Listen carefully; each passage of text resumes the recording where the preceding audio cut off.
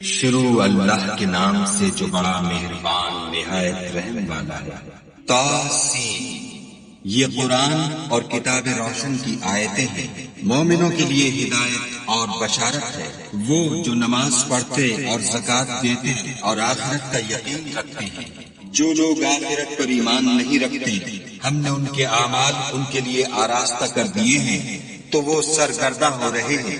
یہی لوگ ہیں جن کے لیے بڑا عذاب ہے اور وہ آخرت میں بھی بہت نقصان اٹھانے والے ہیں۔ اور تم کو قرآن خدائے حکیم و علیم کی طرف سے عطا کیا جاتا ہے۔ جب موسیٰ نے اپنے گھر والوں سے کہا کہ میں نے آگ دیکھی ہے، میں وہاں سے رستے کا پتہ لاتا ہوں یا سلگتا ہوا انگارہ تمہارے پاس لاتا ہوں تاکہ تم تاپو۔ جب موسیٰ اس کے پاس آئے تو ندا آئی کہ وہ جو آگ میں تجلی دکھاتا ہے بابرکت ہے، اور وہ جو آگ کے ارد گرد ہے، اور خدا جو تمام عالم کا پروردگار ہے پاک ہے۔ اے موسیٰ، میں ہی خدائے غالب و دانا ہوں، اور اپنی لاٹھی ڈال دو۔ جب اسے دیکھا تو اس طرح ہل رہی تھی گویا سانپ ہے، تو پیٹھ پھیر کر بھاگے اور پیچھے مڑ کر نہ دیکھا۔ حکم ہوا کہ موسیٰ ڈرو مت، ہمارے پاس پیغمبر ڈرا نہیں کرتا۔ ہاں، جس نے ظلم کیا پھر برائی کے بعد اسے نیکی سے بدل دیا تو میں بخشنے والا مہربان ہوں۔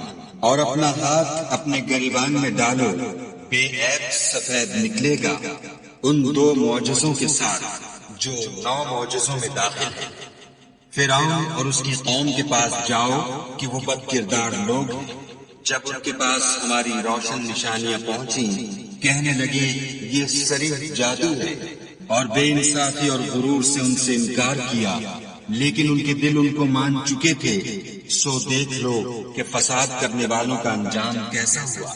اور ہم نے داؤد اور سلیمان کو علم بخشا، اور انہوں نے کہا کہ خدا کا شکر ہے جس نے ہمیں اپنے بہت سے مومن بندوں پر فضیلت دی۔ اور سلیمان داؤد کے قائم مقام ہوئے اور کہنے لگے کہ لوگوں، ہمیں خدا کی طرف سے جانوروں کی بولی سکھائی گئی ہے اور ہر چیز عنایت فرمائی گئی ہے، بے شک یہ اس کا صریح فضل ہے۔ اور سلیمان کے لیے جنوں اور انسانوں اور پرندوں کے لشکر جمع کیے گئے اور وہ قسم وار کیے گئے تھے، یہاں تک کہ جب چیونٹیوں کے میدان میں پہنچے تو ایک چیونٹی نے کہا کہ چیونٹیوں اپنے اپنے بلوں میں داخل ہو جاؤ، ایسا نہ ہو کہ سلیمان اور اس کے لشکر تم کو کچل ڈالیں اور ان کو خبر بھی نہ ہو۔ تو وہ اس کی بات سے ہنس پڑے اور کہنے لگے کہ اے پروردگار، مجھے توفیق عنایت کر کہ جو احسان تو نے مجھ پر اور میرے ماں باپ پر کیے ہیں ان کا شکر کروں، اور ایسے نیک کام کروں کہ تو ان سے خوش ہو جائے، اور مجھے اپنی رحمت سے اپنے نیک بندوں میں داخل فرما۔ اور جب انہوں نے جانوروں کا جائزہ لیا تو کہنے لگے کیا سبب ہے کہ ہدہد نظر نہیں آتا، کیا کہیں غائب ہو گیا ہے؟ میں اسے سخت سزا دوں گا یا ذبح کر ڈالوں گا، یا میرے سامنے اپنی بے قصوری کی دلیل صریح پیش کرے۔ ابھی تھوڑی ہی دیر ہوئی تھی کہ ہدہد موجود ہوا اور کہنے لگا کہ مجھے ایک ایسی چیز معلوم ہوئی ہے جس کی آپ کو خبر نہیں، اور میں آپ کے پاس شہر سبا سے ایک یقینی خبر لے کر آیا ہوں۔ میں نے ایک عورت دیکھی کہ ان لوگوں پر بادشاہت کرتی ہے اور ہر چیز اسے میسر ہے، اور اس کا ایک بڑا تخت ہے۔ میں نے دیکھا کہ وہ اور اس کی قوم خدا کو چھوڑ کر آفتاب کو سجدہ کرتے ہیں، اور شیطان نے ان کے اعمال انہیں آراستہ کر دکھائے ہیں اور ان کو رستے سے روک رکھا ہے، بس وہ رستے پر نہیں آتے اور نہیں سمجھتے کہ خدا کو جو آسمانوں اور زمین میں چھپی چیزوں کو ظاہر کر دیتا اور تمہارے پوشیدہ اور ظاہر اعمال کو جانتا ہے، کیوں سجدہ نہ کرے؟ خدا کے سوا کوئی عبادت کے لائق نہیں، وہی عرش عظیم کا مالک ہے۔ سلیمان نے کہا اچھا، ہم دیکھیں گے تو نے سچ کہا ہے یا تو جھوٹا ہے۔ یہ میرا خط لے جا اور اسے ان کی طرف ڈال دے۔ پھر ان کے پاس سے پھرا اور دیکھ کہ وہ کیا جواب دیتے ہیں۔ ملکہ نے کہا کہ دربار والوں، میری طرف ایک نامہ گرامی ڈالا گیا ہے، وہ سلیمان کی طرف سے ہے، اور مضمون یہ ہے کہ شروع خدا کا نام لے کر جو بڑا مہربان نہایت رحم والا ہے، بعد اس کے یہ کہ مجھ سے سرکشی نہ کرو اور مطیع و منقاد ہو کر میرے پاس چلے آؤ۔ خط سنا کر کہنے لگی کہ اے اہل دربار، میرے اس معاملے میں مجھے مشورہ دو، جب تک تم حاضر نہ ہو اور صلاح نہ دو میں کسی کام کو فیصل کرنے والی نہیں۔ وہ بولے کہ ہم بڑے زوراور اور سخت جنگجو ہیں اور حکم آپ کے اختیار ہے، تو جو حکم دیجیے گا اس کے معال پر نظر کر لیجیے گا۔ اس نے کہا کہ بادشاہ جب کسی شہر میں داخل ہوتے ہیں تو اس کو تباہ کر دیتے ہیں اور وہاں کے عزت والوں کو ذلیل کر دیا کرتے ہیں، اور اسی طرح یہ بھی کریں گے۔ اور میں ان کی طرف کچھ تحفہ بھیجتی ہوں اور دیکھتی ہوں کہ قاصد کیا جواب لاتے ہیں۔ جب قاصد سلیمان کے پاس پہنچا تو سلیمان نے کہا، کیا تم مجھے مال سے مدد دینا چاہتے ہو؟ جو کچھ خدا نے مجھے عطا فرمایا ہے وہ اس سے بہتر ہے جو تمہیں دیا ہے۔ حقیقت یہ ہے کہ اپنے تحفے سے تم ہی خوش ہوتے ہوگے۔ ان کے پاس واپس جاؤ، ہم ان پر ایسے لشکر لے کر حملہ کریں گے جن کے مقابلے کی ان میں طاقت نہ ہوگی، اور ان کو وہاں سے بے عزت کر کے نکال دیں گے اور وہ ذلیل ہوں گے۔ سلیمان نے کہا کہ اے دربار والو، کوئی تم میں ایسا ہے کہ قبل اس کے کہ وہ لوگ فرما بردار ہو کر ہمارے پاس آئیں، ملکہ کا تخت میرے پاس لے آئے؟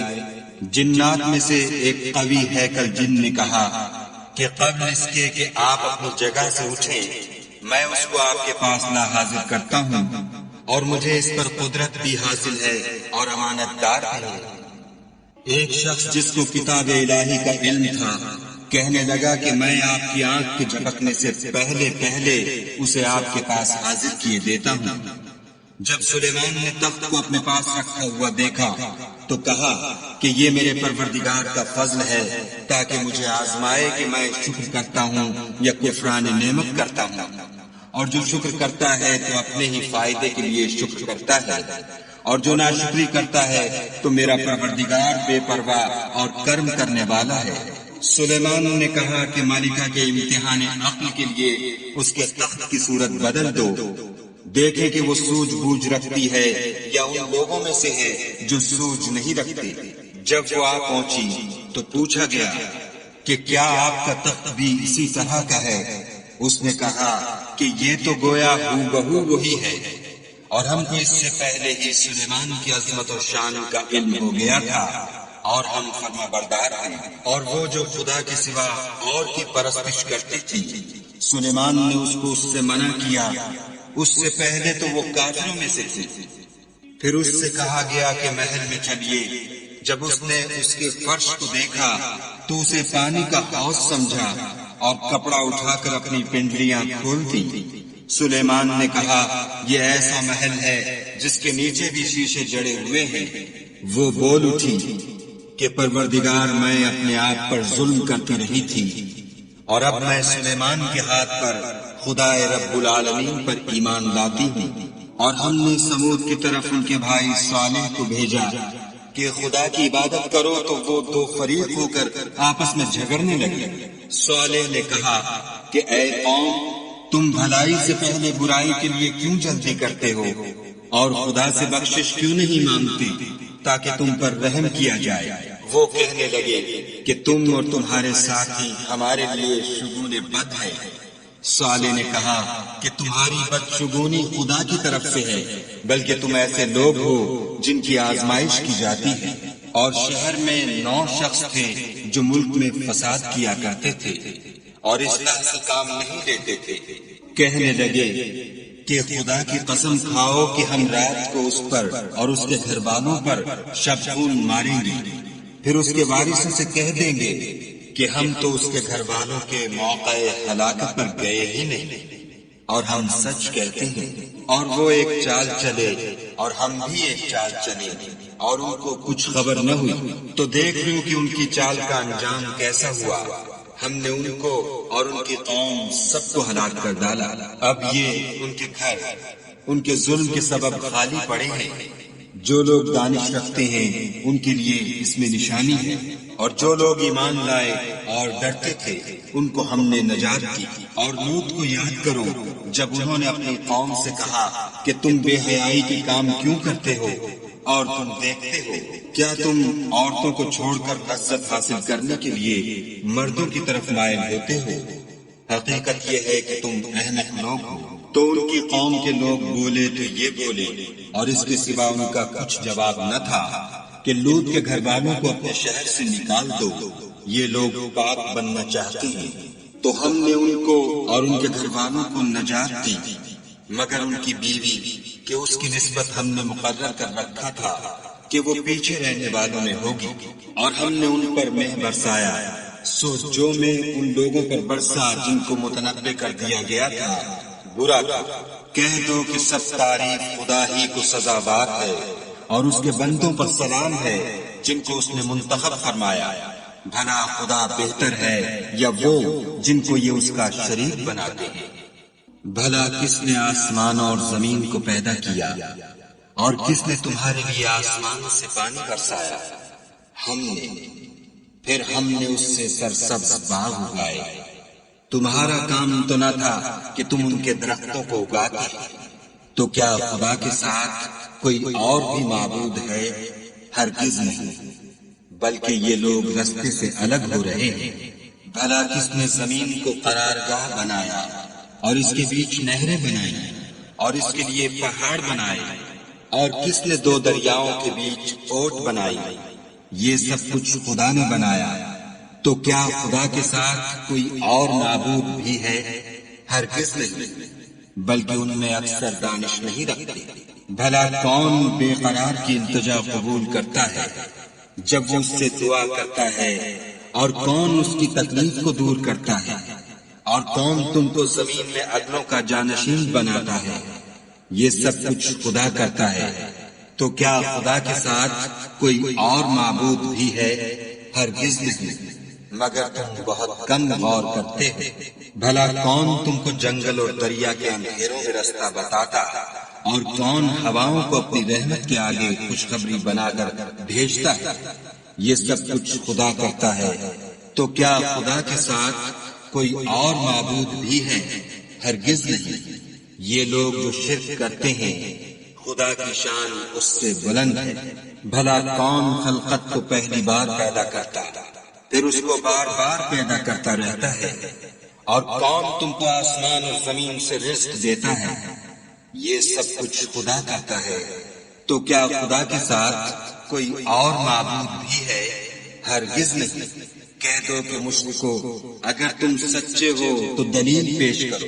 کہہ دو کہ جو لوگ آسمانوں اور زمین میں ہیں خدا کے سوا غیب کی باتیں نہیں جانتے، اور نہ یہ جانتے ہیں کہ کب زندہ کر کے اٹھائے جائیں گے، بلکہ آخرت کے بارے میں ان کا علم منتہی ہو چکا ہے، بلکہ وہ اس سے شک میں ہیں، بلکہ اس سے اندھے ہو رہے ہیں۔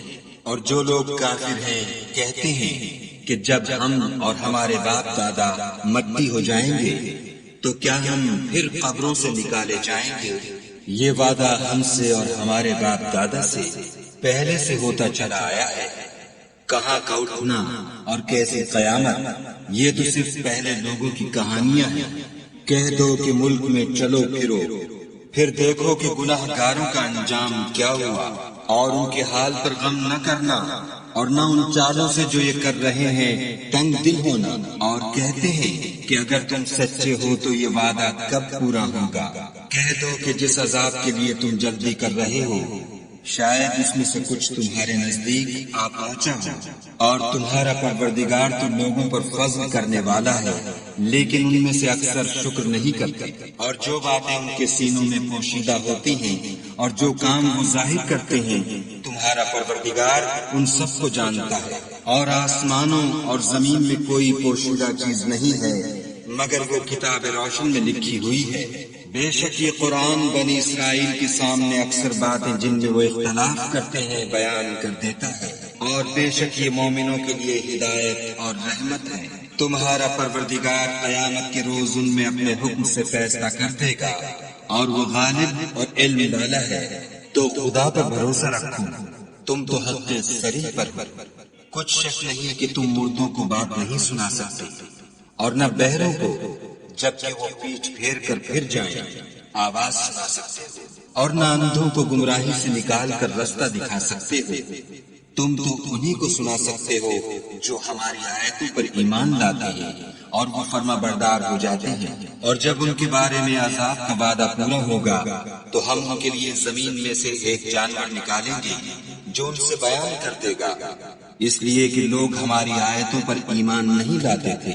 اور جس روز ہم ہر امت میں سے اس گروہ کو جمع کریں گے جو ہماری آیتوں کی تکذیب کرتے تھے تو ان کی جماعت بندی کی جائے گی، یہاں تک کہ جب سب آ جائیں گے تو خدا فرمائے گا کہ کیا تم نے میری آیتوں کو جھٹلا دیا تھا اور تم نے اپنے علم سے ان پر احاطہ تو کیا ہی نہ تھا، بھلا تم کیا کرتے تھے؟ اور ان کے ظلم کے سبب ان کے حق میں وعدہ عذاب پورا ہو کر رہے گا تو وہ بول بھی نہ سکیں گے۔